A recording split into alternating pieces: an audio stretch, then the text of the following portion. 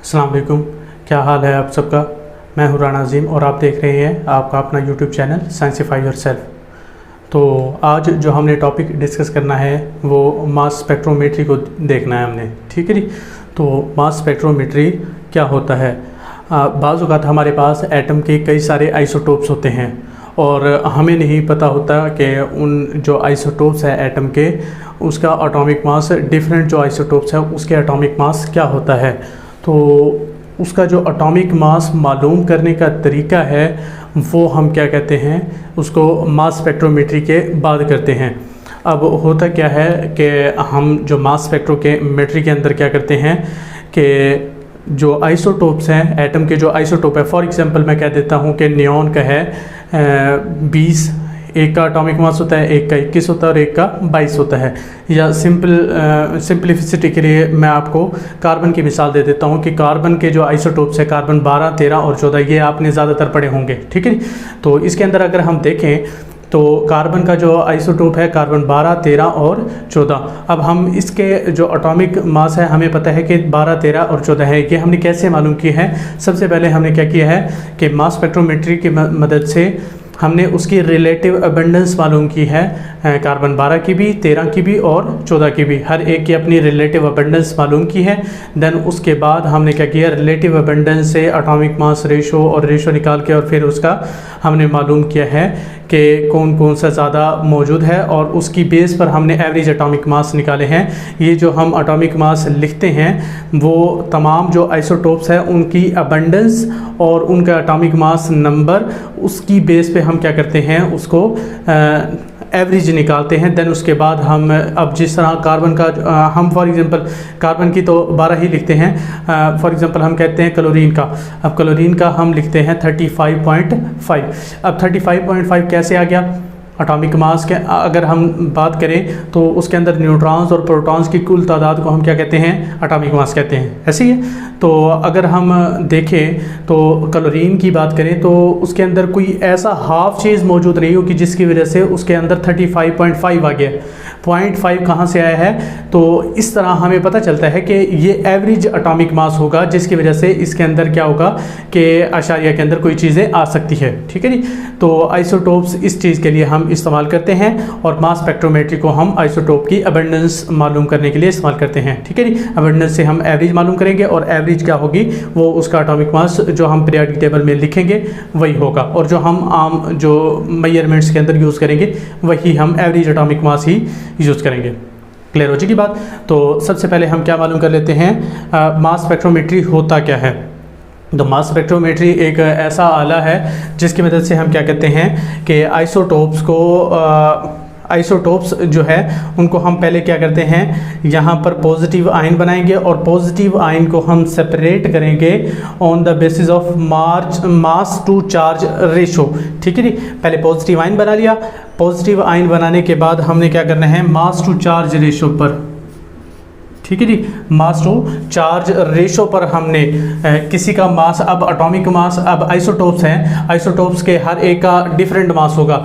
अब जैसे कि कार्बन 12 का 12 है और कार्बन 13 का 13 होगा और कार्बन 14 का 14, मतलब आगे आइसोटोप्स बढ़ रहे हैं, ठीक है जी। और उसका मास भी क्या हो रहा है, चेंज हो रहा है। तो मास चेंज होगा और चार्ज जो है वो सेम रहेगा तकरीबन।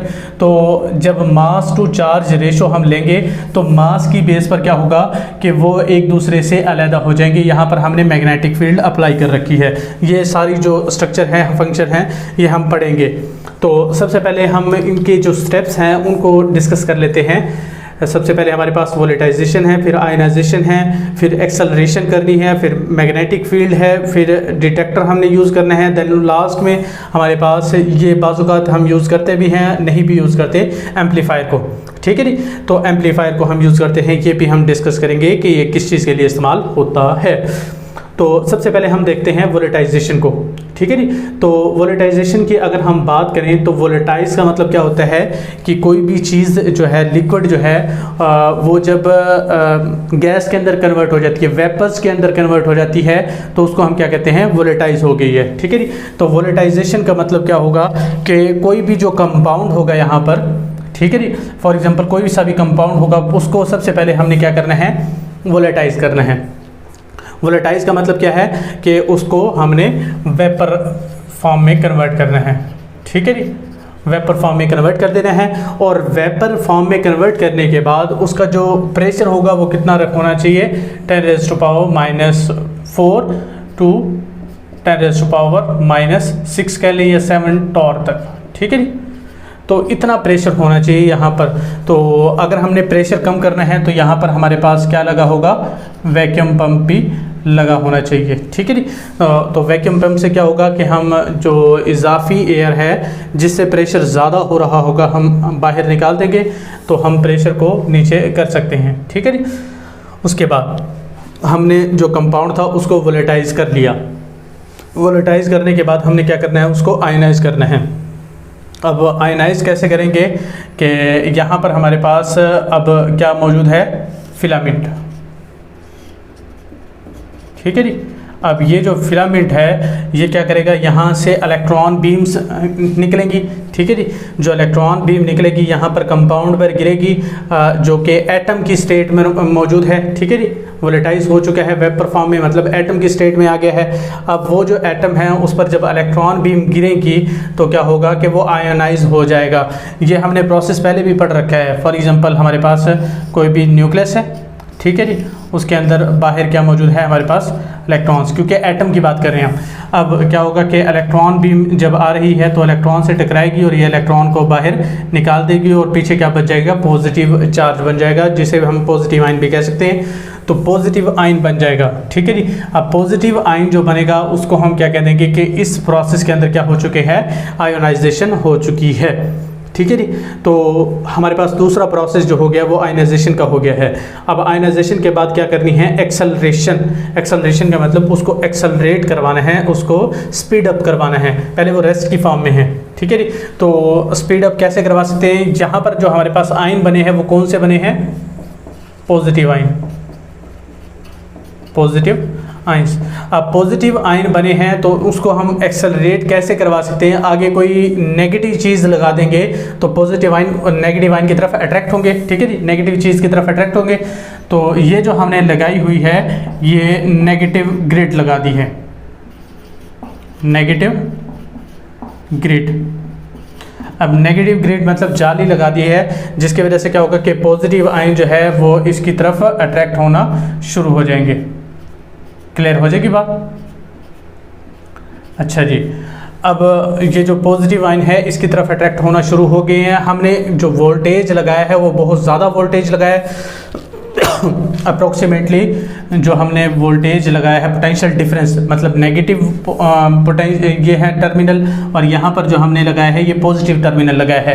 तो नेगेटिव और पॉजिटिव टर्मिनल के दरमियान जो पोटेंशियल डिफरेंस जो चेंज है वो कितना है, 500 से 2000 वोल्ट तक हमने क्या लगाया है, पोटेंशियल डिफरेंस, ताकि जल्दी जो है वो पॉजिटिव आयन एक्सेलरेट हो, ज़्यादा तेज़ी से जाएं, ठीक है जी। अब ज़्यादा तेज़ी से ये आगे जा रहे हैं। फिर हमने क्या किया है यहाँ पर अब ये काफ़ी सारे जा रहे हैं, ठीक है जी, इलेक्ट्रॉन्स, ये जो पॉजिटिव आयंस है काफ़ी सारे जा रहे हैं। तो हमने क्या लगा दिया है, आगे एक रुकावट लगा दिया, बैरियर लगा दिया है ताकि एक सिंगल बीम जाए, ठीक है जी। सिंगल बीम जाएगी तो फिर क्या होगा, आगे हम क्या लगा देंगे यहाँ पर, मैग्नेटिक फील्ड, ठीक है जी। ये हम क्या देते हैं, इसको क्या कह देते हैं, मैग्नेट।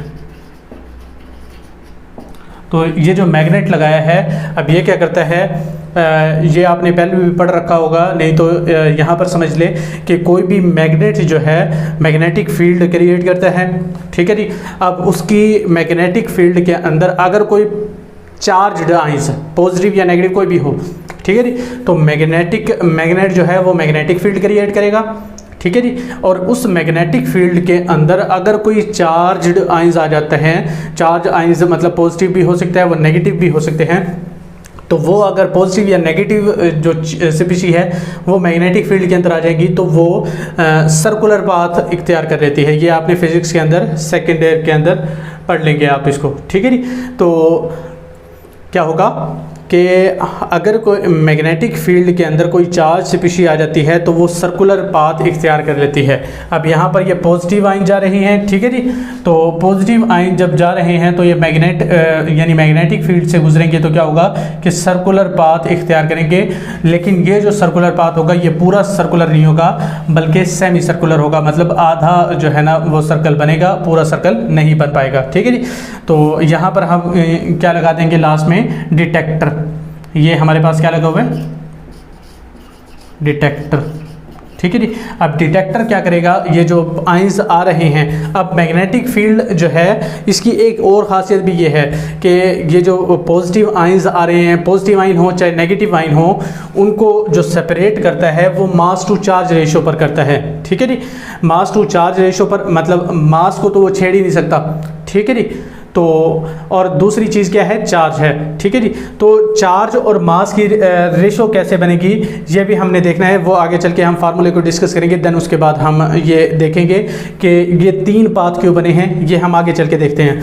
तो यहाँ पर डिटेक्टर था, डिटेक्टर ने क्या किया, अब यहाँ पर जो आइंस आके टकराए हैं तो इन्होंने क्या किया, अब डिटेक्टर क्या करेगा, अब फॉर एग्जांपल यहाँ पर जो है हमने 20 का एलिमेंट लगा रखा है, यहाँ पर 21 का लगा रखा है और यहाँ पर 22 का, नियॉन की बात कर रहा हूँ मैं, ठीक है जी। नियॉन 20, नियॉन 21 और नियॉन 22, ठीक है जी। अब यहाँ पर 20, 21, 22 का हमने मीटर लगा रखा है, तो यहाँ पर 20 वाले आएंगे, यहाँ पर 21 वाले, यहाँ पर 22 वाले आएंगे। तो 20 वाले जो आएंगे यहाँ पर आकर आइंस टकराएंगे और जितने ज़्यादा आइन आएंगे तो उतने ज़्यादा ही यहाँ पर मौजूद होंगे, मतलब ठीक है जी। 20 वाले यहाँ पर इतने ज़्यादा ही मौजूद होंगे, मतलब 20 की ज़्यादा रिलेटिव अबंडेंस होगी, ठीक है जी। फॉर एग्जाम्पल यहाँ पर मैं कहता हूँ कि 100 आइंस थे टोटल, ठीक है जी, 100 एटम्स थे और 100 आइंस बन गए वहाँ से, ठीक है जी। अब 100 में से हमारे पास फॉर एग्जांपल मैं कहता हूँ कि यहाँ पर जो 20 वाले पे आके टकराए वो 92 आके टकरा गए, ठीक है जी। कितने आगे टकरा गए, 92। तो यहाँ पर 92 जो है वो कितने रिलेटिव अबंडेंस किसकी होगी, 92% किसकी रिलेटिव अबंडेंस होगी, 20 की, ठीक है जी। और यहाँ पर अगर मैं फॉर एग्जांपल यहाँ पर कहता हूँ कि 8 आके गिराए हैं, ठीक है जी, तो 8 नहीं 7 आके कह देता हूँ, ठीक है जी। तो 7% इसकी रिलेटिव अबंडेंस होगी, लास्ट में 1 रह गया है तो 1 इसकी रिलेटिव अबंडेंस होगी। तो हर एक की रिलेटिव अबंडेंस हम मालूम कर लेंगे, देन उसके बाद हम उसको उसके एटॉमिक मास से क्या करेंगे, मल्टीप्लाई करके हम एवरेज निकाल सकते हैं। वो हम आगे चल के हम इस फार्मूले को भी देखेंगे, ठीक है जी। अब हमने एक पॉइंट यहाँ पर रह गया एम्पलीफायर का। तो एम्पलीफायर क्या होता है कि बाज़-औक़ात ये जो सिग्नल आके टकरा रहे हैं यहाँ से जो कंप्यूटर स्क्रीन पे शो होने हैं कि कितने आइंस आके टकराए हैं, ये बहुत कम होते हैं, ठीक है जी। जब आइंस आके टकराते हैं तो यहाँ से करंट प्रोड्यूस होता है। अब ये करंट बहुत कम होता है जिसकी वजह से हम इसको सही तरीके से मेजर नहीं कर पाते, तो इसलिए हमने क्या लगा दिया है, एम्पलीफायर। अब एम्पलीफायर क्या करता है कि ये जो आइंस आके टकराएंगे यहाँ से करंट प्रोड्यूस होगा, तो ये जो करंट है इसको एम्पलीफायर क्या कर देगा, करंट को बढ़ा देगा ताकि हम आसानी से उसको मेजर कर सके, उसके अंदर डिफरेंस को देख सके, ठीक है जी। तो यहाँ पर एम्पलीफायर का ये काम है। अब हम दो पॉइंट हमारे रह गए हैं, एक तो ये 3 पाथ क्यों बनते हैं और लास्ट में हमने एक फार्मूले को एवरेज एटॉमिक मास वाले को भी देखना है, ठीक है जी। तो हमारे पास जो पाथ बनते हैं वो क्यों बनते हैं, ये हमारे पास है m/v h²r²/2e, ये हमारे पास फार्मूला है। इसकी मदद से हम देख सकते हैं कि पाथ क्यों ज़्यादा बनते हैं। अब जो रेडियस है, ठीक है जी, रेडियस ही चेंज हो रहा है ना। फॉर एग्जांपल मैं इसको सेंटर यहाँ कर देता हूँ। अब 3 पाथ किस वजह से बन रहे हैं, इसका जो सेमी सर्कल पाथ है उसका रेडियस चेंज हो रहा है। अब रेडियस क्यों चेंज हो रहा है, ये हमारे पास काफ़ी सारी चीज़ों पे डिपेंड कर सकता है। ये इलेक्ट्रिक फील्ड पे डिपेंड कर सकता है, ये मैग्नेटिक फील्ड पे डिपेंड कर सकता है, ये मास पे डिपेंड कर सकता है, ये चार्ज पे डिपेंड कर सकता है, ठीक है जी। तो मास और चार्ज तो यहाँ से डिपेंड करेगा कि कौन सा आइसोटोप जा रहा है और उस पर कौन सा चार्ज है, ठीक है जी।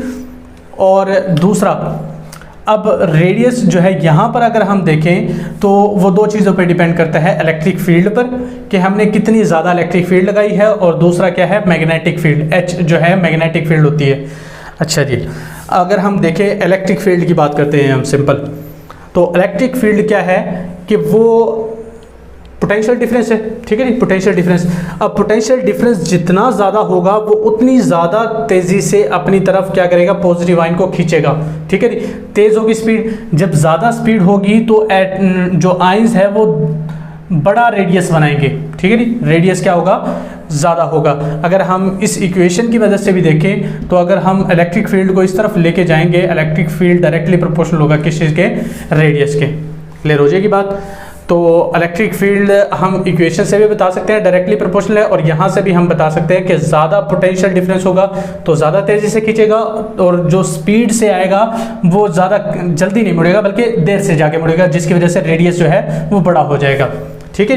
एक तो पॉइंट ये हो गया। दूसरा, मैग्नेटिक फील्ड की अगर हम बात करें तो मैग्नेटिक फील्ड क्या है कि बेंड करेगा वो, ठीक है जी। जितना स्ट्रॉन्ग मैग्नेटिक फील्ड होगा, जितना स्ट्रॉन्ग मैग्नेट होगा उतना ही वो जल्दी बेंड कर देगा, और जल्दी बेंड करने का मतलब है कि जल्दी बेंड हो जाएगा, और बेंड होने का मतलब है कि उसका रेडियस जो है वो क्या हो जाएगा, कम हो जाएगा। क्लियर हो जाएगी बात। तो मैग्नेटिक फील्ड ज़्यादा होने की वजह से जल्दी बेंड हो जाएगा, रेडियस क्या हो जाएगा, कम हो जाएगा। अगर हम इस इक्वेशन की मदद से भी देखें तो अगर हम आर को या एच को, जिस चीज़ को मर्जी, अगर इस तरफ ले आएँ तो इन्वर्स में आएगा, ठीक है जी। तो इन्वर्सली प्रोपोर्शनल है, तो हम इक्वेशन से भी बता सकते हैं, और साथ में हम क्या बता सकते हैं, डायग्राम से भी, ठीक है जी। तो दोनों तरीके से हम बता सकते हैं कि इलेक्ट्रिक फील्ड और मैग्नेटिक फील्ड का रेडियस पर क्या असर होगा, ठीक है जी। और ये तीन बात क्यों बन रहे हैं, क्यों, क्योंकि अब मास पे डिपेंड करता है ना रेडियस, तो मास पे अगर डिपेंड करता है तो 20 वाला, 21 वाला और 22 वाला, ठीक है जी।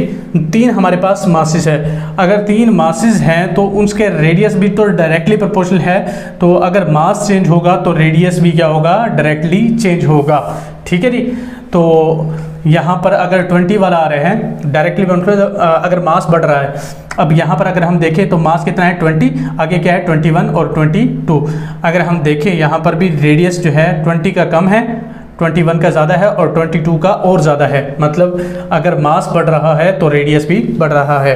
तो इस तरह हम डायग्राम से भी बता सकते हैं कि मास बढ़ता है तो रेडियस बढ़ रहा है, और इक्वेशन से भी बता सकते हैं मास बढ़ रहा है तो रेडियस जो है डायरेक्टली प्रोपोर्शनल है, तो बढ़ेगा। क्लियर हो जाएगी बात। तो इस तरह हम क्या कर सकते हैं, सारी चीज़ों को एक्सप्लेन कर सकते हैं। लास्ट में हमारा एक पॉइंट रह गया है कि एवरेज एटॉमिक मास कैसे मालूम करते हैं। तो फॉर एग्जांपल इसकी रिलेटिव अबंडेंस कितनी है, मैंने कहा था 92 कह देता हूँ, ठीक है जी। कितनी है 92। उसको हम उसके एटॉमिक मास से क्या करेंगे, मल्टीप्लाई करेंगे। उसका एटॉमिक मास कितना है 20 प्लस, अब अगले की मैंने कहा था कि 7 कह देते हैं, और उसका एटॉमिक मास कितना है 21 प्लस उसकी कितनी है 1, और उसका एटॉमिक मास कितना है 22, ओवर क्या कर देंगे 3 से डिवाइड कर देंगे, ठीक है जी। क्योंकि 3 हमारे पास आइसोटोप है तो 3 से ही डिवाइड कर देंगे, तो उसका एवरेज हम निकाल सकते हैं। क्लियर हो जाएगी बात। तो इस तरह आपने क्या करना है, इसका किसी का कोई भी जो एटम होगा उसका हम एवरेज निकाल सकते हैं। क्लियर हो जाएगी बात। तो हमारे पास मास स्पेक्ट्रोमेट्री के अंदर हमने 5 पॉइंट्स को डिस्कस किया है। कौन कौन से, वोलेटाइजेशन, ठीक है जी। वोलेटाइजेशन में हमने वेपर फॉर्म में कन्वर्ट किया है, और फिर उसका वेपर प्रेशर जो है उसको भी हमने क्या किया है, नॉर्मल किया है वैक्यूम पंप की मदद से। दैन उसके बाद आयनाइज कर दिया, इलेक्ट्रॉन बीम गिराई है जिसकी वजह से पॉजिटिव आयन के अंदर कन्वर्ट हो गया। फिर उसके बाद एक्सेलरेट करवाया, एक्सेलरेट कैसे, नेगेटिव ग्रेड लगा दी है जिसकी वजह से वो अपनी तरफ नेगेटिव जो है पॉजिटिव आयन को एक्सेलरेट करवा लेंगे, अपनी तरफ खींच लेंगे। आगे क्या लगा दिया, मैग्नेटिक फील्ड, जिसकी वजह से क्या होगा कि वो जो पॉजिटिव आयन आ रहे हैं उनको सर्कुलर पाथ में बेंड करेंगे depending upon their mass to charge ratio. Then उसके बाद क्या होगा कि जब अलग अलग पाथ के साथ आइसोटोप्स डिफरेंट मास वाले जो आइसोटोप है वो डिफरेंट गिरेंगे, तो फिर वो क्या होगा, डिटेक्टर उनको डिटेक्ट करेगा, और उसके जब आइंस आके गिरेंगे तो वहाँ से करंट प्रोड्यूस होगा, और वो स्क्रीन के अंदर शो हो जाएगा कि कितने आइंस आके कौन से नंबर पे गिरे हैं, ठीक है जी। बाज़ औक़ात क्या होता है कि ये जो करंट प्रोड्यूस होता है ये बहुत कम होता है, स्क्रीन पर सही तरीके से शो नहीं होता, तो हम क्या लगा देते हैं, एम्पलीफायर लगा देते हैं। क्लियर हो जाएगी बात। तो इस तरह आप क्या कर सकते हैं, इसको एक्सप्लेन कर सकते हैं, और लास्ट में हमने फार्मूले को भी अच्छे तरीके से डिस्कस कर लिया है, ठीक है जी। तो ये टॉपिक समझ में आ जाएगा। तब तक के लिए अल्लाह हाफिज़।